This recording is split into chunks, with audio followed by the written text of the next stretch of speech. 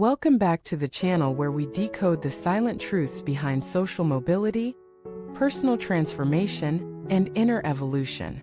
In today's episode, we dive into a topic that challenges common beliefs, rewires your understanding of struggle, and proposes a radical yet practical tool for escaping the bottom ranks of society's self-discipline, or as it's often called in more philosophical terms, abstinence. The idea that those at the lowest rungs of society should adopt self-restraint may initially sound counterintuitive, even harsh. Aren't the underprivileged already deprived enough? Shouldn't they be allowed, even encouraged, to indulge in the few pleasures life offers them? However, this perspective, though emotionally appealing, is strategically disastrous.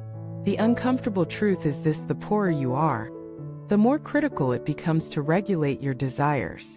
Not because pleasure is wrong, but because the delayed pursuit of pleasure is the only path that leads to sustained personal power.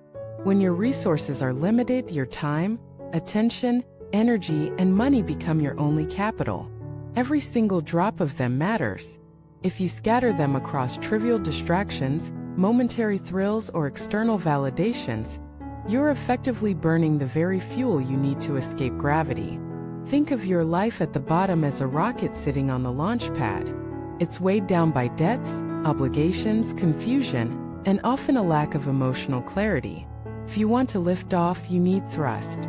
That thrust doesn't come from fantasy, comes from focus, and focus requires sacrifice. Let us be blunt. Many people stay stuck not because they lack talent, but because they lack consistency. They lack the willingness to say no to short-term pleasure. They lack the emotional muscle to tolerate boredom and discomfort. They lack the foresight to choose discipline today for freedom tomorrow. Self-discipline isn't glamorous. It often looks like turning down the party, skipping the date, waking up at 5 a.m., skipping the Netflix binge, cooking at home, studying alone, delaying purchases, and being laughed at for being too serious. But what if seriousness is exactly what you need to escape mediocrity? This is not about demonizing pleasure. This is about sequencing it. The tragedy of the poor is not that they don't enjoy life. It's that they enjoy the wrong parts of life at the wrong time. While wealthy people are compounding their assets, building networks, honing rare skills, and developing psychological resilience, many at the bottom are stuck in the loop of short-term dopamine. Scrolling, swiping, shopping, dating, arguing, flexing. By the time they realize the cost, it's often too late. Ask yourself who benefits from your lack of control? Marketers do. Fast fashion companies do. Dating apps do. Streaming platforms do. Credit card lenders do. They all profit when you don't pause to reflect. They flourish when you're asleep at the wheel. In that context, abstinence becomes a revolutionary act. It's not about denying your humanity. It's about reclaiming your sovereignty. Emotional discipline, financial discipline, and expressive discipline are the holy trinity of self-elevation. Emotional discipline means you don't let romantic drama derail your focus. Financial discipline means you don't chase status symbols while drowning in debt. Expressive discipline means you stop trying to win every argument online and start building silently. Every minute you don't spend chasing validation is a minute you can spend developing value. Every dollar you don't waste on superficiality is a dollar you can invest in growth. Every word you don't utter in empty debates is a thought you can channel into action. When you're at the bottom, you have one strategic advantage: less to lose. Use it wisely. While others cling to comfort zones, you can leap, but only if you travel light. That's what abstinence allows. Don't underestimate the power of silence. While others are posting, you are planning. While they rant, you read. While they flex, you form. While they rest, you rise. Over time, this compound interest of discipline becomes an unstoppable force.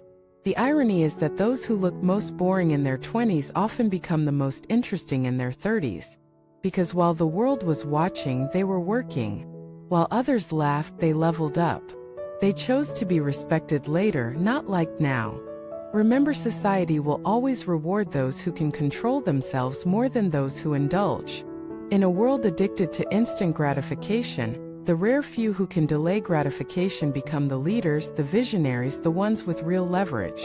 They don't get swayed by trends. They become the trend. If you're struggling at the bottom, hear us the raw truth: your biggest enemy isn't capitalism, the government, your boss, or your lack of privilege. It's your inability to delay pleasure. You don't need to be perfect. You just need to stop sabotaging yourself. One less indulgence per day. One more disciplined action. That's the beginning of your ascent. The good news: discipline is free. It requires no degree, no connections, no inheritance. Just a decision. And the discipline to make that decision again tomorrow and the next day and the next. Until it becomes your identity. Until abstinence is no longer a rule but a reflex. Until people ask you, how did you change your life? And all you can say is, I stopped saying yes to things that didn't serve me. We're not saying it's easy, but what's the alternative? Comfort now, regret later. Or discipline now, freedom later. You choose. That choice is your power. Thank you for watching this video. Stay tuned for more content that challenges your thinking and elevates your life. We'll see you in the next one.